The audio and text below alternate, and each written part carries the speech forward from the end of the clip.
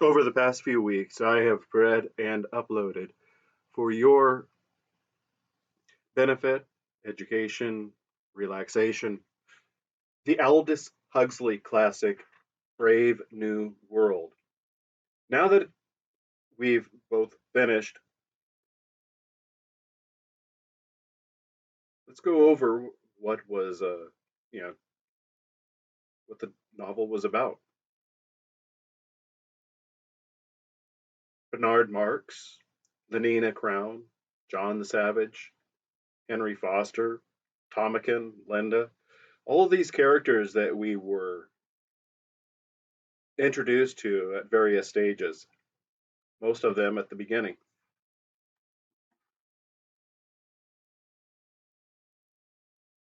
One of the points that I found interesting is that Huxley, in a similar but in obviously a much shorter way, managed to introduce the main character. What, a halfway, at least a third of the way through the book, that being John the Savage. Similar to how in Atlas Shrugged that Ayn Rand introduced John Galt, also, you know, more than a third, if not halfway through the book. Both of them being essentially the main character, even though we've spent a good amount of our time being built up that Henry Foster might be the main character or Mustafa Mond. Yeah, man, not so much. We knew that he'd have relevance, but not so much the main character. Perhaps even a fixation on Lenina Crown. But then to shift rapidly after heavily investing in Bernard to John the Savage is very similar in tone to how Dagny Taggart and Henry Reardon were the focus in Atlas Shrugged and then became the supporting characters for John Galt in Atlas Shrugged. That was one of the things I observed.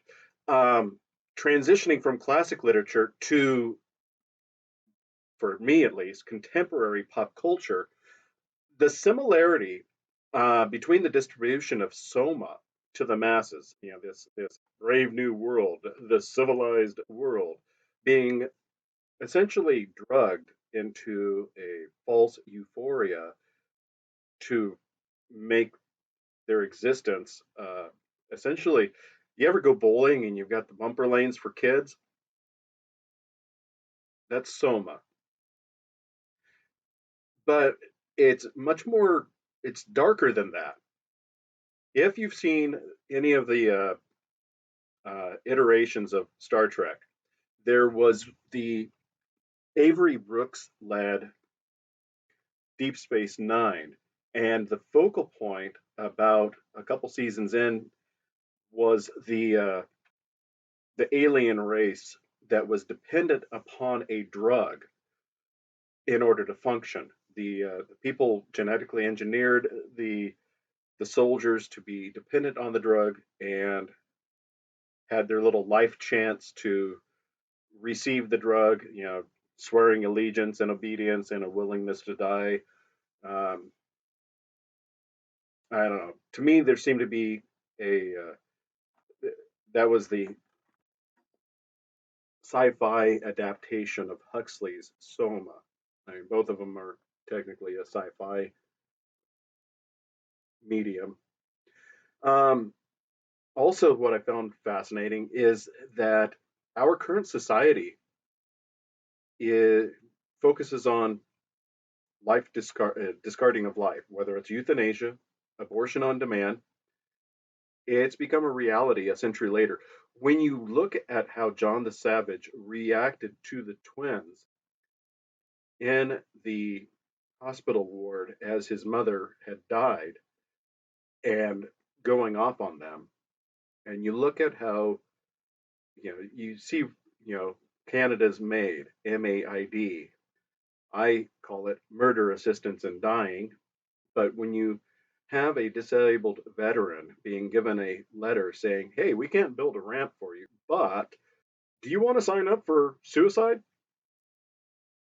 And then, of course, you listen to any shaming video about women, and it's I wouldn't change the Constitution to make it abortion on demand is the new First Amendment.